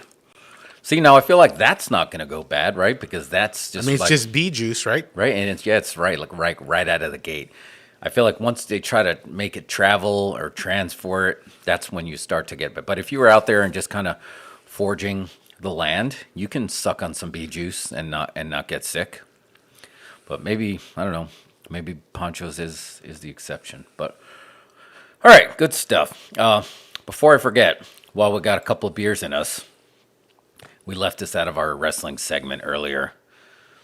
What's going on with Ty Conti and Sammy Guevara? You said you hate them, but I just... Hate's a strong word, but I mean, I'm just saying they're all over the place with their relationship right now. Well, they really went from, I was like, oh, did he break up because of her? And now they're like dancing, and I don't know. They go really well together, though. They really do. And you can definitely get some FOMO, a little bit more angry FOMO, because they're like, oh, look, I'm in Brazil, and she's dancing with a thong on. They're exercising, and they're on the boat, and it's just like, wow. I feel like this could be good. Obviously, it wasn't good for his engagement, but it could be really good for his career. Yeah, now's a good time to turn him heel, like we said. I think a lot of black-shirted wrestling fans at home are not liking it. They're just kind of like, no one wants to see you happy and in love and living your best life. Yeah, and because there's gonna be, we don't know if it's rumors or if it's true, if they really did break up his engagement because of her. I have no idea. But like I told you, living on the road is hard. You're better off being in a relationship with somebody who's in the business or at least understands the business, and you feel like you make less. Because you notice WWE, like every one of the, everyone in their crew for the most part was dating somebody that was in the business, and that has its pros and cons too. But he's definitely leaning into, yeah, this is a pro. I'm going to Brazil with my new hot Brazilian girlfriend who's also a megastar in the company, and we're just going to smile our faces off, and we're going to exercise in the sun, and we're going to show you pictures on our boat. And like, look, I'm on a boat. I was like, God damn it. But I still think it's going to be good for their career. You think they should be heel? Well, I'm just saying, look. I originally wanted her to be heel, but now with this, I don't know. Now it's like, yeah, naturally it could be you have something to heel out over if you wanted to. But then I don't think he can stay in the inner circle if they did that. Because they're all baby faces now. Yeah. But they're all kind of like separated now. They're all sort of living their own life. Yeah. But I don't know. I just kind of rib about it. I'm not serious. But it's just like they're just they went. I feel like maybe they overcorrected a little bit after they were getting all that heat online. It's like, no, we're in love. It's awesome. It's real. It's legit. It's not whatever. Love is crazy, man. It's not. You can't really book it. It's not. You can't overproduce it. And this happened very organically. He has a great blog. She was part of the blog crew. We've been there, right? You start when you're creative on set. You see people fall in love on set. It starts off as a performance, and then it's real. It's happened in wrestling before. So I can't say it's a surprise. And wrestling doesn't end. It's not like a shoot or a show that ends after a few weeks.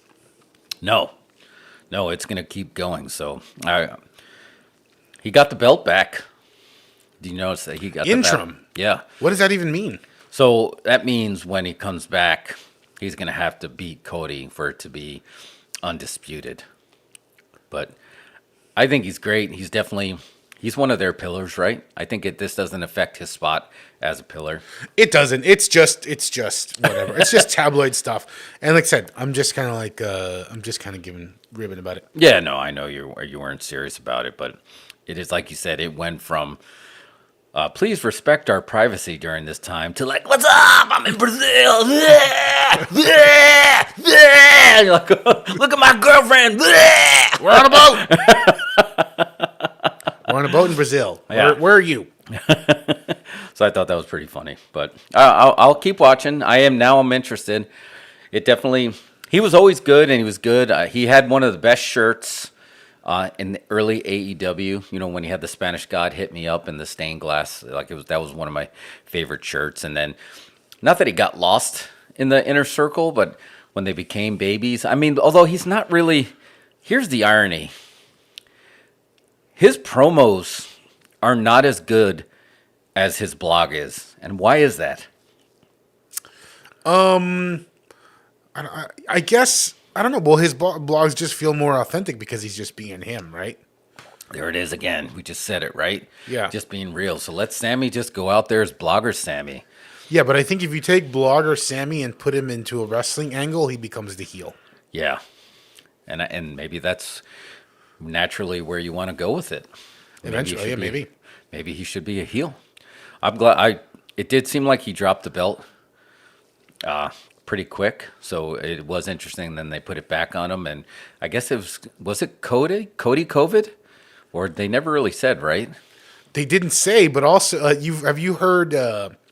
Right now, the scuttlebutt is that Cody doesn't have a contract. He's a free agent. Oh, really? Apparently, his contract with AEW expired, and he's just working as a free agent now. Oh, really? I know. I saw Zack Ryder as a free agent. I just didn't know Cody was too. Yeah, WWE should, but they never would, and I don't think he would either. Like, he's building something too important there to ever even give that up, that he should be working as a free agent. If he, his dad would stay as a free agent too, so that wouldn't worry me as much as other people. Like John Moxley, the rumor of John Moxley showing up in the Royal Rumble was an interesting one that maybe WWE is now toying with, opening the forbidden door, because they're going to have Mickie James, who's the Impact women's champion, show up in the Royal Rumble. She's going to be there, and they're going to acknowledge that. So I don't know if that means an AEW forbidden door is going to be open. It could happen. They crossed the streams when they got hooked to send Veer.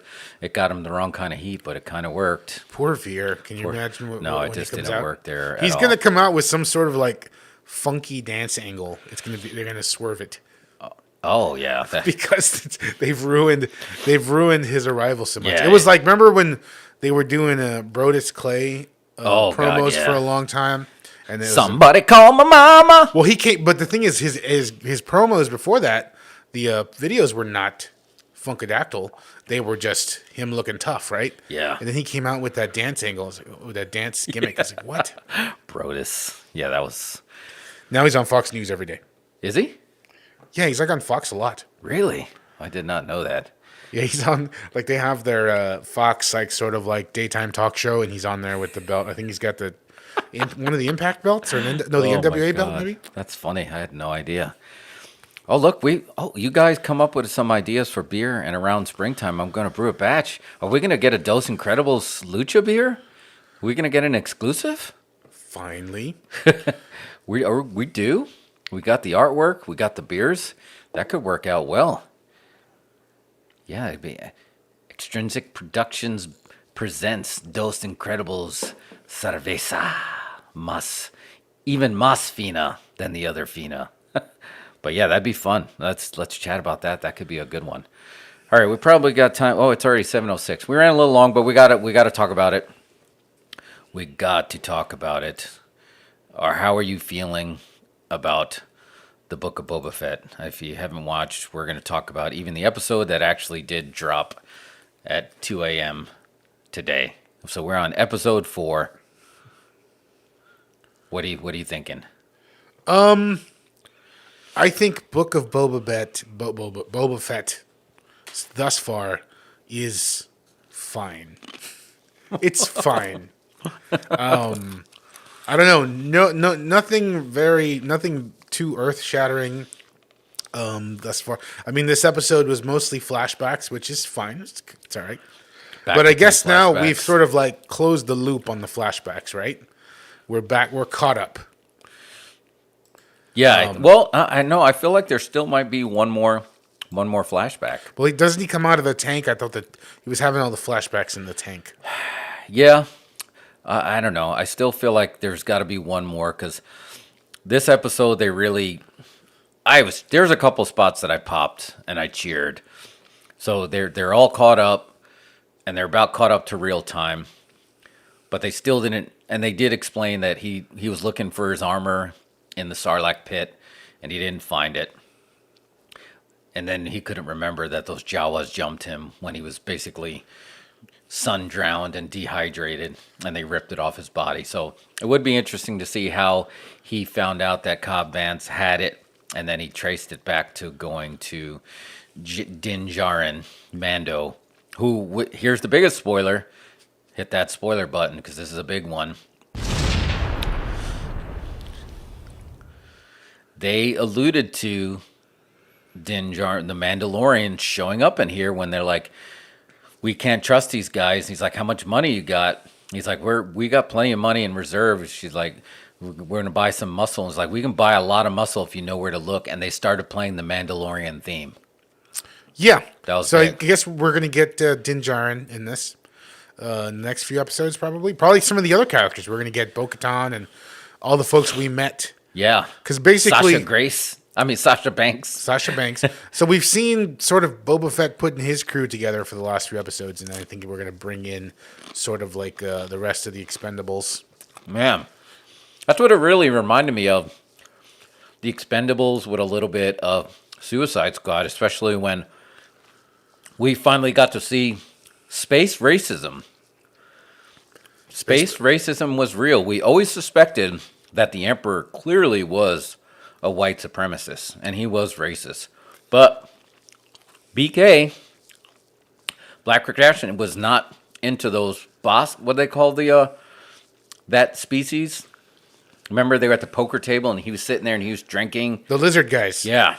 So apparently there's a history there that race enslaved the Wookiees.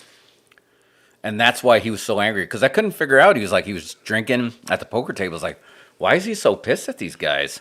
But there's a big history there that, Bossk was one of the other bounty hunters when Boba Fett was introduced right before the No Disintegrations. And he was that same species. But apparently they got a lot of heat with the Wookiees.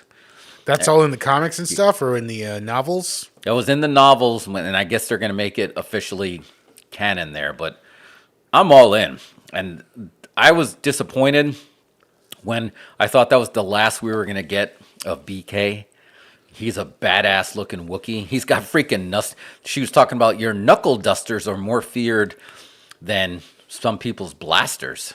He's badass. He's a great character. So I popped big when he walked out and looks like you need a job. And now he's on the Boba Fett gang. Yeah, I mean, he's an awesome character. So, but I think the things that kind of come through on the show for me is just the things that kind of don't make sense.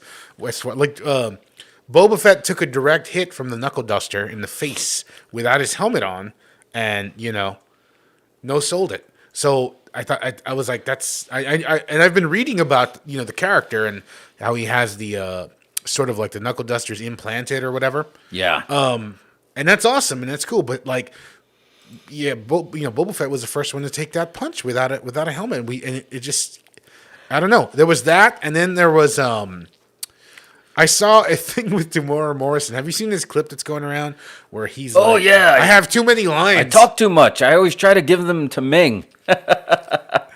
He's correct there. Yeah. Maybe Boba Fett is talking too much. Yeah, no, he is. He's and not right. wearing his helmet enough. Put your helmet on. Yeah, he does take off his helmet a lot. But I think I told you I was not all in with the whole Beta Fett. I was just I feel like it was a slow burn. And there's no way they could have retro fixed this. So it had to have been the plan all along. They literally acknowledged it at the fire. When he's like, that time, with the Tuskens made you soft. He's like, no, it made me strong. So everybody wants him to be a badass and start just coming out and just Danny DeVito. So anyway, I started blasting, and he's trying to be smart about it now. He had the Vision Quest. He had the lizard up his nose. So he's definitely seeing the bigger picture now. He wants to be a mob boss. He said in here, I'm tired of our kind dying for these idiots. He's like, we're smarter than them. We're stronger than them.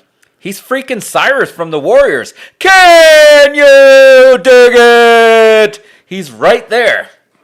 That he's like, let's bring it all together. But he's also just not willing to infight when he doesn't. I feel like he fights when it makes sense for him to fight. And I cheered because, it sucked what those speed bikers or speed racers did to the Tuskens. And he didn't forget about it in the first. He's like, I got some scores to settle. Then we saw Boba Fett, who doesn't like to negotiate. He doesn't need to negotiate. There's no saving you. I'm not going to try to make peace with you. He just literally went in his fire spray ship. They didn't call it Slave One. In his fire spray ship, and he just started blasting them from the sky. I think they're calling it fire spray as the new ship name. Yeah, it's the type of ship too, right? So I don't know. Yeah, RJ knows. Space racism is real. So what was weird to me too is that they went back to the Sarlacc pit to look for the armor. Yeah. Which I guess was a cool scene to go kind of close the loop on that. And, blow up the Sarlacc or whatever. But we as the viewer already know the armor's not there. So Right. we know this is futile when it starts. So it's kind of like, to me, it's just kind of a weird scene. We know that Cobb Vance has the armor at this point or whatever. I would have rather seen a scene of the Cobb Vance buying the armor. That would have been cool. Oh, but we already saw that, right, in Mandalorian, though. Well, we saw that he had it. But no, he got. Remember, they showed him in the Jawa thing, and he saw it in there. Oh, he did. Okay. Yeah, So they did show how he got it. He got it from the Jawas, but there is a small little gap, and I think that's the last flashback that they have to somewhat acknowledge is when does Boba Fett find out that he has it? Right, because he knew somehow. Yeah, he did, because they showed it, right? And, when after Mandalorian got it, that's when we were introduced to Boba Fett. Because he saw, I was like, hey, now he's got the armor. Okay, so I'm going to go get Fennec. I'm going to get my ship, and we're going to go get that armor. Right. So it's tough because they really did make a babyface turn on Boba, and it wasn't 100% clear. Because he was 100% a heel when he went into the Sarlacc pit. And I know they could say that, he had a near-death experience, and that changed him, right? But that's not clear to the entire audience, because that's not the Boba Fett we saw when he went to get that armor. When he went to get that armor in Mandalorian Season 2, he was the badass Boba Fett. You weren't necessarily sure that he was going to be a babyface. He went and killed all those stormtroopers. He helped Mando, and he's like, "This is me, Boba Fett." And they showed that it was this armor's chain coded, and he wanted that armor. So he subtly was all of a sudden a baby face there. But now earlier, I think you're having to make these leaps that you necessarily maybe shouldn't have had to make, right? He had a near-death experience. He basically had a vision quest with the Tuskens. And so, but does he still remain a badass, or he's just trying to fight smarter instead of harder? I don't know. I like I said, I find a lot of it just sort of like disconnected. There's things that just don't really. I mean, it's good. It's fine. I'm enjoying it just fine. Yeah. I just feel like it's not as tight as The Mandalorian is. You know what I mean? And I know it's going to connect it to that now, and things are going to pick up. But I think it's about to. I agree that these last 3 episodes have to do the connection, because this was always supposed to be Mandalorian season 2.5. That's what it feels like. So they do have to connect that before they can move forward. But the Boba Fett's going to need its own show. So he's not going to, they'll have the crossover universe, and they're setting up for the big show event that they're going to do similar to the Avengers, but they're going to do it with the Star Wars series. All these shows are going to be leading up to one big event. Big crossover show. But sure. I think he's got to stay there basically as the new crime lord, doing it in somewhat of a badass, but he's also a baby face. And I don't think people were 100% ready for that. I watched the Star Wars Theory. His stuff is great, and he's a true fan. And he picked up on the stuff that didn't work, but he was popping big for the stuff that did work. So there's still hope. It doesn't feel hopeless at all, but there's a few things that they still have to button up, and this is their chance. They got 3 more episodes to put a bow on it. Like I said, if they land the plane, it's fine. It's going to be good. If the ending's good, it'll be fine. But I think overall, the whole show thus far has been a little bit underwhelming. It feels a little underbaked. And like we talked about last week, I think this might have gotten made in a hurry. It's possible, yeah. Yeah. And I mean, they did figure out, and again, I feel like they could have done this on purpose, because the big thing we had last week, we had a YouTube video about it, right? We talked about this last week. The mean motor scooters weren't a big fit, and that car chase was basically the George Costanza getting chased by the old people on their little carts. Right. That didn't fit. And I feel like in a way, they started to allude to how they fixed that too, right? Because they went into the mods chop shop, and they're showed Fennec how she got repaired from Mandalorian Season 2. They showed actually how that happened. It's like, oh, they did tie that back together, right? Because they modified, like, how did he repair her stomach? Because she would have died. So it was cool that they showed the flashbacks from Mandalorian there. But they were very much like, oh, don't cover all that beautiful, that beautiful machinery. They're way into the robot parts. It's like the someone said it online. It's perfect. It was like a tattoo shop or a piercing parlor where people are getting the body mods. Yeah, that part did not work for me, and that felt very Robert Rodriguez. That felt the whole cyberpunk in there. The music didn't fit. It should have been a little bit. Should have came up with a version. Like, I think it was episode 2 when he played a version of the Cantina song, but he played a different version of it. They should have had like a different cyber version of that felt a little bit more Star Wars. that like didn't a Cantina dubstep mix. Yeah, if they could have did that, that was totally fine. Oh, yeah, RJ said he's waiting for The Rock to show up in Star Wars as a jack random dude in the jungle. Well, if The Rock's going to be in it, there's 100% going to be a jungle. So Rock would be on the jungle planet. For sure. But I don't know. I'm a huge fan of BK. You know, that new Wookiee is right up there. Like, when I saw that Wookiee, that's the same moment that most people had with Grogu as Baby Yoda. That's the moment I had with that Wookiee. So I think that's why I was a little bit nervous last week, because I feel like, oh my God, they didn't just waste him, did they? He looks awesome. Just give him a little more to do. That's definitely my next Halloween costume. And now I feel like he's got more to do. Right, because we talked about this last week. I was like, does he respect the Wookiee life debt? Because in a way, Boba Fett saved his life. He could have taken him out, but he chose not to. And we know Wookiees are very loyal. So did that buy that loyalty? But they didn't go that route. They went the route of, like, he just went and saw that he needs a job. They did pay off, which even The Force Awakens didn't do this, J.J. Abrams, not J.J. Abrams. Han Solo told us Wookiees rip people's arms out by the socket. And we saw that. He literally ripped off that, I keep forgetting their names, the Bosk. I know Bosk is the breed. He ripped off their arms from the socket. And he's like, and everyone's worried. They're like, oh no, they're going to make even BK soft. When Jennifer Beals was trying to talk him down. If you just put him down, drinks are on me and I'll pay your debt. And he's like, ripped his arm off and then he paid his debt anyway. I thought that was cool. Yeah, that's good. That was good stuff. Yeah. I'm into it. No, JJ, you're the real JJ. J.J. Abrams. Dude. Just give them a big battle at the end here. Give them a lot to do. Oh, they have to have. That's the thing. Punch some people. Let them punch some other folks that can sell it. I mean, they explained his whole gladiator background, so there's no way that he cannot get into like a big Attack of the Clones type battle in like some kind of stadium. Well, I mean, they're about to go to war with the Pikes. So if they're going to war with the Pikes, there's going to have to be a big fight. And he's about to assemble his gang. And we already saw the Pikes assembling their gang.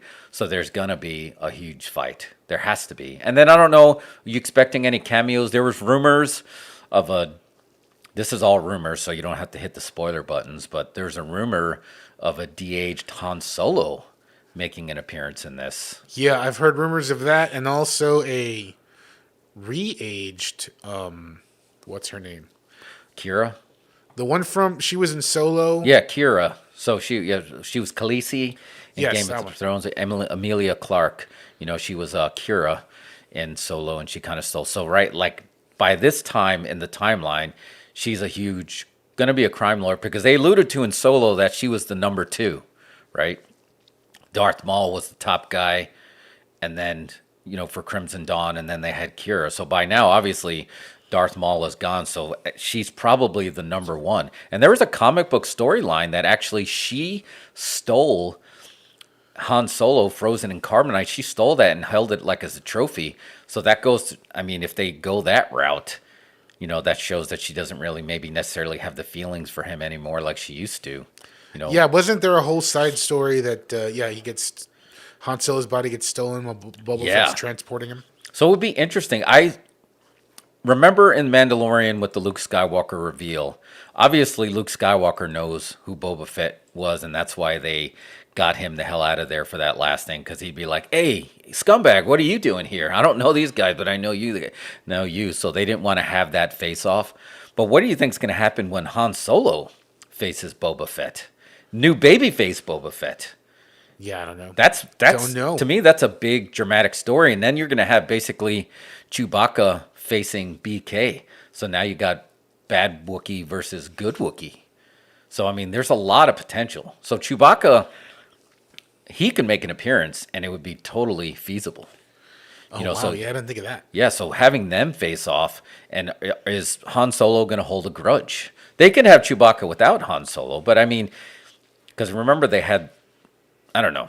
Well, I mean, Force Awakens is still canon, and JJ, yeah, he stole your name. Absolutely, you were the only JJ, because I guarantee you, our JJ would never threaten to blow up Coruscant. Did you hear that? Coruscant is like one of the most important planets in Star Wars lore, especially in the prequels. I'm sorry, I was one of the guys that liked the prequels right out of the gate. But Coruscant, the whole planet is a city. You cannot threaten to blow up that planet, and that's what JJ wanted to do. Our JJ would never do that. I heard about that. JJ Abrams wanted to do that. It's like, who lives on Coruscant? That's where basically the Jedi Temple was. That's okay, the Jedi, that's the most Jedi planet. It's the most important planet in the prequels, right? That's where the government. That would basically be the equivalent of Capitol storming, I guess. But yeah, JJ would never.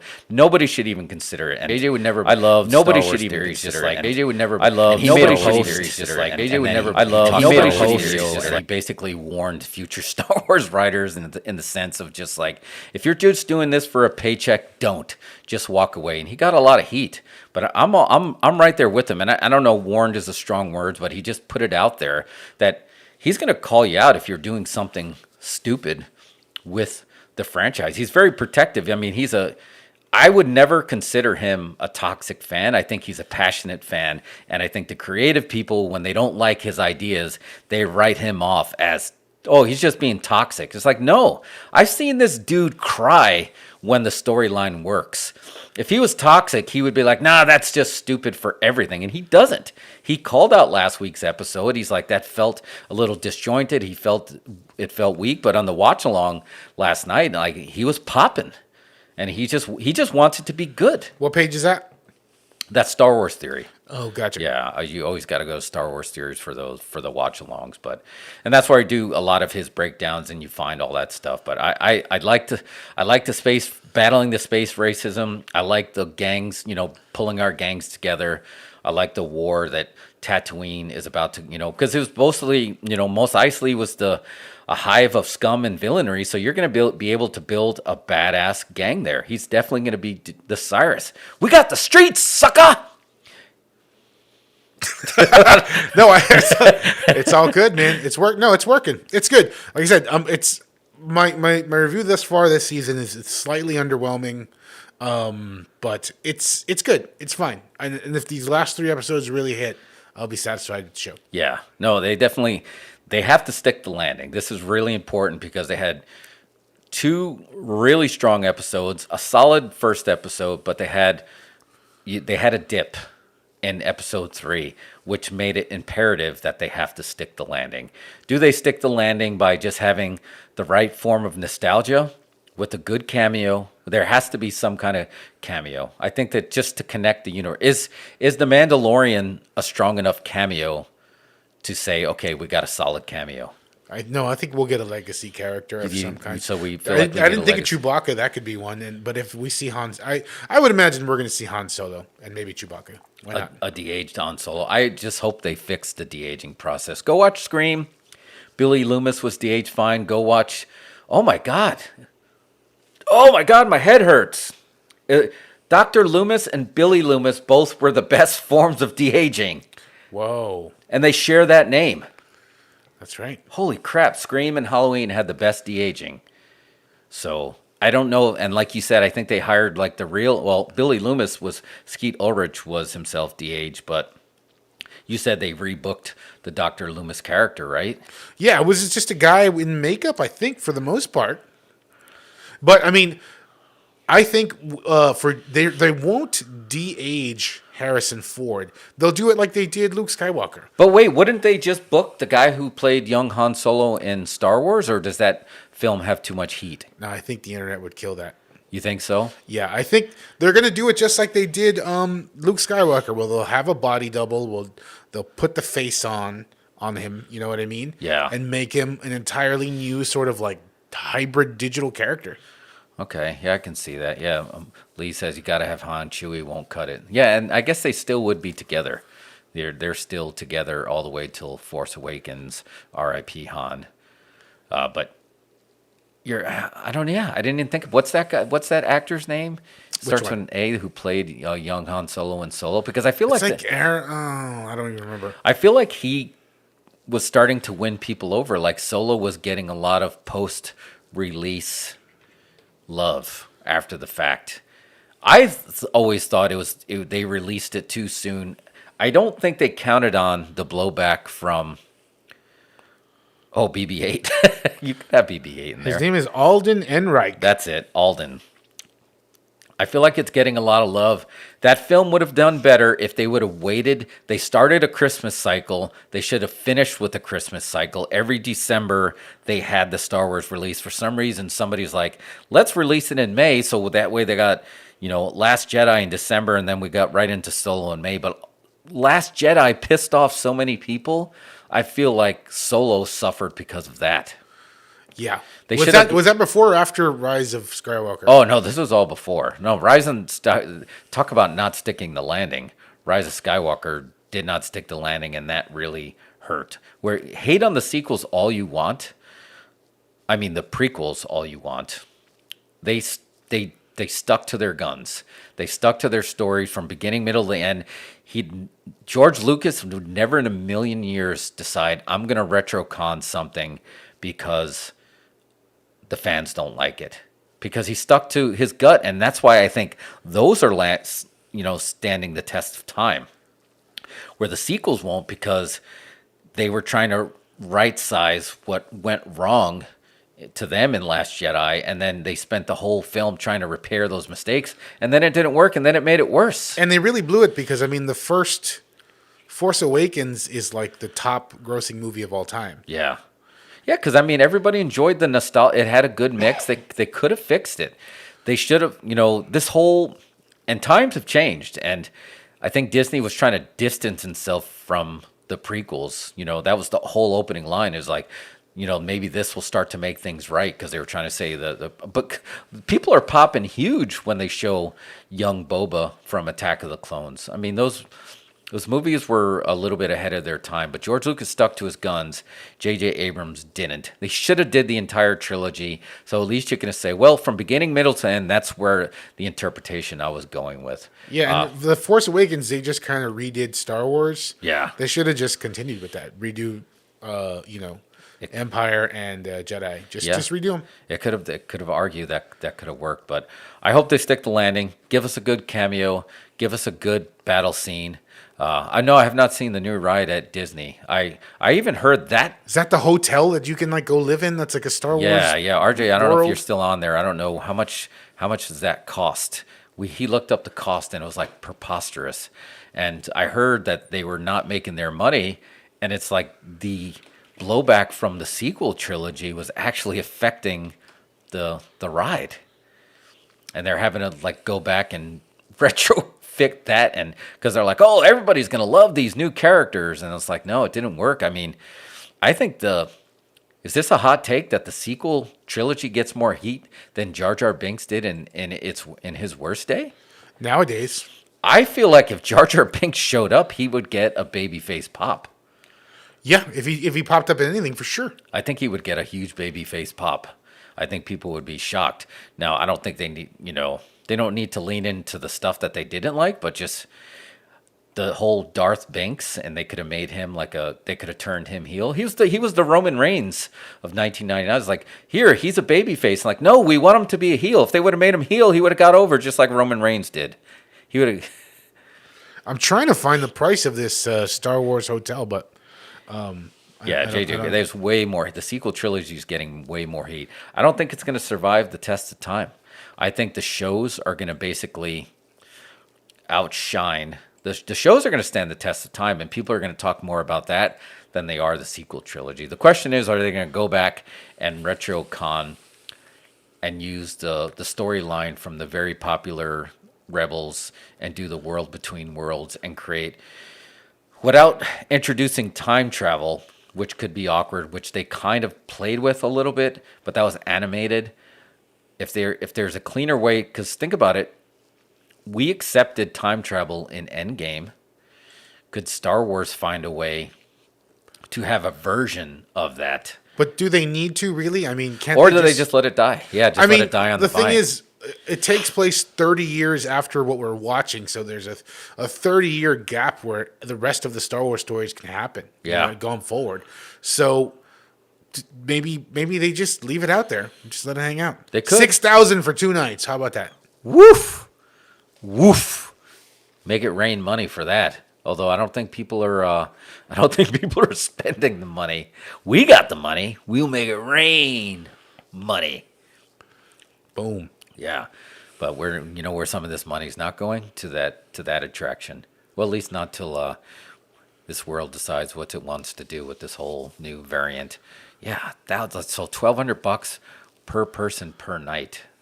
Yeah, I think you literally need to be sending people to space for those. We're going to space. Teach them some sword play or something. Yes. Give them powers. Yeah, now I guess because I don't know if it's the new variant. Apparently, you can't even touch any of the lightsabers and stuff. So they're not. Sounds like a blast at Star Wars World. Don't touch the lightsabers. Don't. That should be their log line. Don't touch it. All right, I think we're good. I feel the cedar starting to seep in here at the Dos Incredible Studios, getting the swole in the nasal passages. So don't forget to subscribe, save, invest, all the buzzwords. Just start clicking, and we'll be back next week. We're gonna have more Peacemaker. Oh no, I'm not watching. You're watching Archive 81. We need to have a list. Maybe is that on HBO?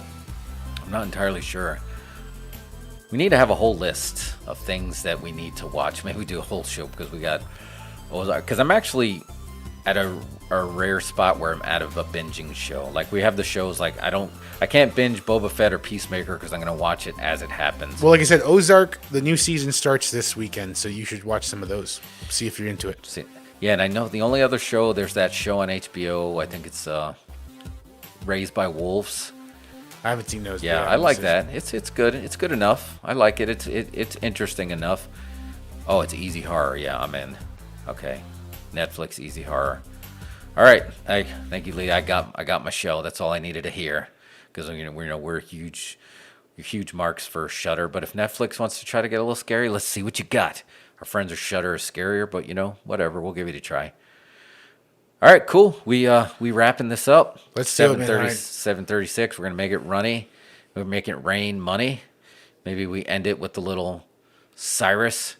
Can you dig it? Can you dig it? Can you dig it?